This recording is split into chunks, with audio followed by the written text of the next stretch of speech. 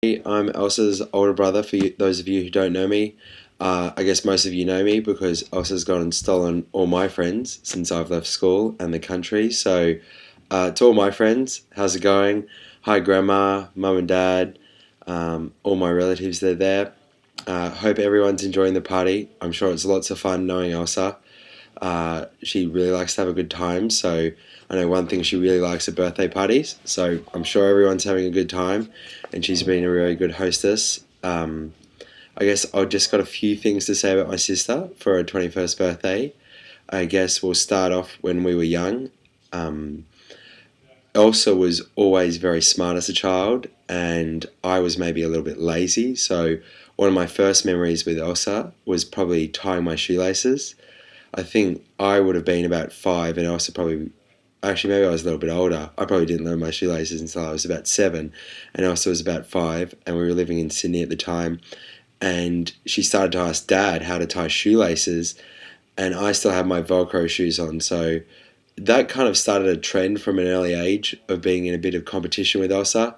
She's always been pushing me along the way, and so I thought I need to learn my shoelaces today. So as soon as Elsa started to ask about it, I also got on it and got Dad to teach me. And I think, to be fair, I think I actually did learn first. I tied my shoelaces probably about 30 minutes before Elsa tied her first set of shoelaces, despite being born 22 months after me. So Elsa's always been very smart, and she's always pushed me along the way, which is really nice for a younger sister. But it's not all nice.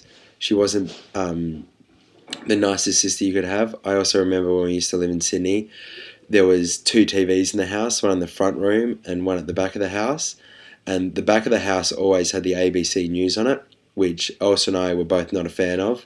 And so we used to go down the front of the house, and Elsa would always want to watch Home and Away or Neighbours, neither of which were shows I particularly liked. And a common occurrence was Elsa was always a very cunning child, which she still has that trait.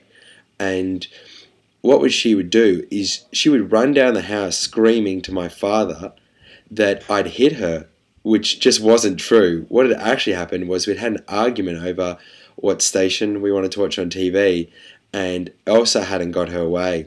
And so she knew if she went and complained to Dad, that Dad was a bit of a sucker for Elsa putting on the fake tears and crying that Harry had hit her. And Dad would march down the house and get really angry at me and be like, "You've got to come and watch the news with me and your mum." And Elsa then got the TV to herself and would always get to watch the show she wanted to. So um, her smartness always hasn't correlated to kindness towards me, but I guess I've finally forgiven her for that, despite getting in a fair bit of trouble with my father as a young person, which just wasn't true at all. Um, she was able to watch her show, so I guess it doesn't matter how you do it, as long as you get it done, doesn't it, else? So um, I guess after that, Elsa's very scared of snakes, which might be something many of you don't know. At a point during high school, we were back for the holidays, and Mum said that she saw a snake in the garage, and Elsa, I think, subsequently didn't go in the garage for about 4 or 5 years after that, nearly the entirety of high school. So whenever we were back on holidays, me and Mum would get in the car in the garage and then have to back out, and then Elsa would get in the car. This was great because it always meant I got the front seat. But yeah, Elsa's not one for snakes, insects. She does like dogs, but apart from that, she's not into many other animals. So that certainly hasn't changed. Uh, I think one thing that I'm really proud of Elsa about is how well she does at university. I think as much as it pains me to say, Elsa's definitely the smart one of the kids, and so she's definitely the most gifted. And it's really nice to see that she's getting really good grades at uni, and that she really likes doing her dual degree in accounting and fashion, and I'm really proud of her for that. And she's a very studious worker, so I think that's a really great attribute that she also has. In terms of being a sibling, Elsa and I haven't always been the closest. I'm sure there's some of you there that have never met me, which probably speaks to how close Elsa and I are.